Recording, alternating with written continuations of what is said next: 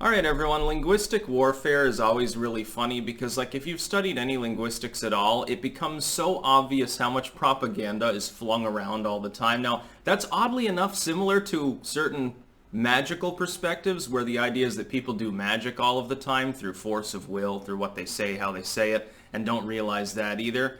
The two are sort of twain. It's sort of like joined at the hip, like fucking conjoined twins thing between sort of the memetic occult side and the psyops propaganda side. Of course, spirituality informs human systems to the point where it's effective as a linguistic propaganda to use spiritual terms too.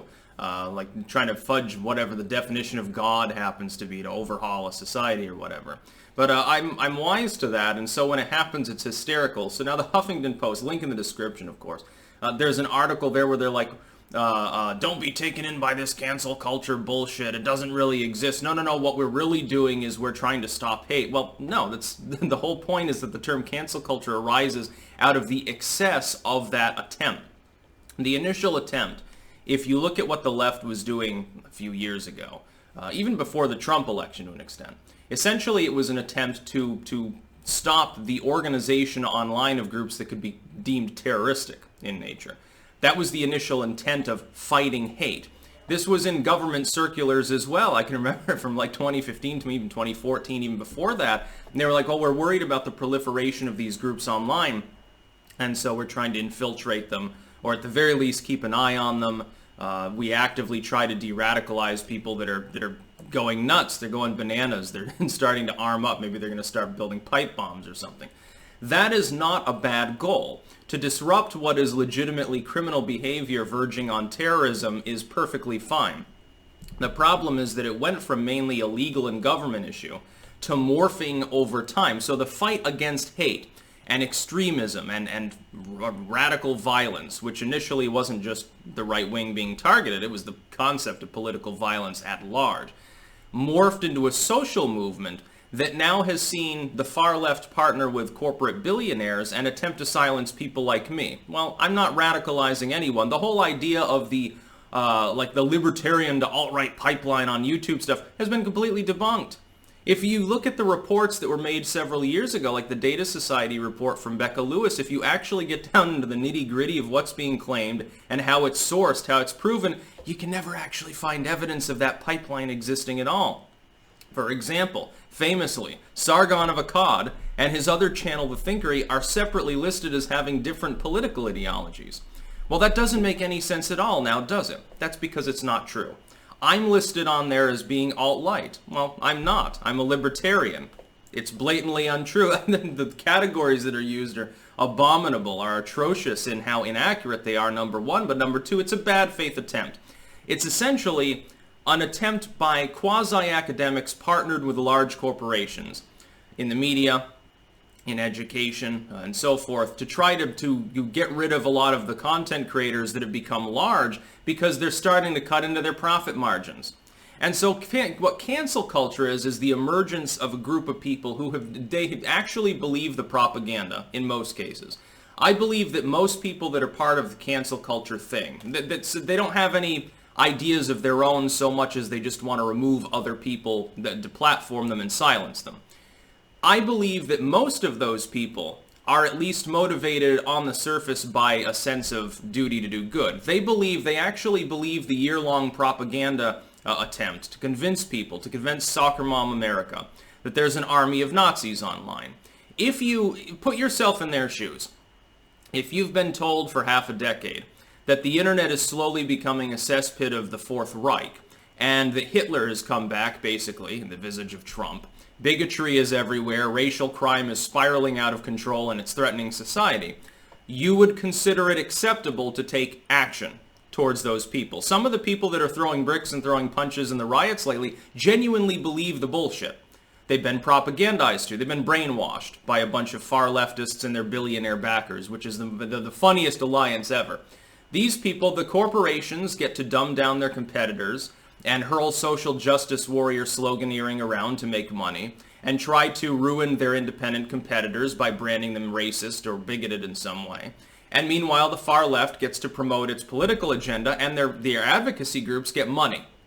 They get a cut of the money from all of the fundraising that's going on. And of course the DNC gets a lot of it as well, as we know through BLM and ActBlue. That's what's happening. Cancel culture does exist. It is just the term that people are using to describe individuals who have been essentially brainwashed in most cases into thinking that this army of Nazis and systemic bigotry and policing and so forth that don't really exist are real. And as a result of that, they see no problem with throwing over statues. They see no problem with using violence. It's interesting because to fight violence, they are actually being violent. But the thing that they're trying to fight is essentially a ghost. It was never there to begin with. If anything, if cancel culture continues and continues to mainly target people like me who are not engaged in violence, who disavow and never promote violence, and who ultimately at the end of the day have moderate political views, if cancel culture continues to alienate people who are fans of our material, it is inevitable that people that are actually extreme will capitalize upon that and say, look at how radical and crazy the left is becoming. You need to arm up and defend your republic. Unfortunately, over time, they may react the same way that the cancel culturers have reacted over the last few years, which was, again, initially, there's a kernel of truth where there are a handful of terroristic groups using the internet to meet together in chat rooms and stuff. They are wiped out, essentially, in a digital crusade by the U.S. government.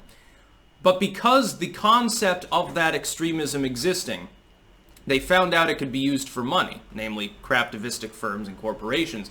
They took it and they created a moral panic. It's funny that they're actually trying to proclaim, in the most 180 linguistic psyop I've actually seen so far, they're trying to claim that the term cancel culture and those that encourage it's scooting aside by society, that is the average independent individual saying, yeah, enough is enough, you're toppling Thomas Jefferson, and by the way, they're still trying to gaslight that they didn't do that, which is bullshit, that is a moral panic.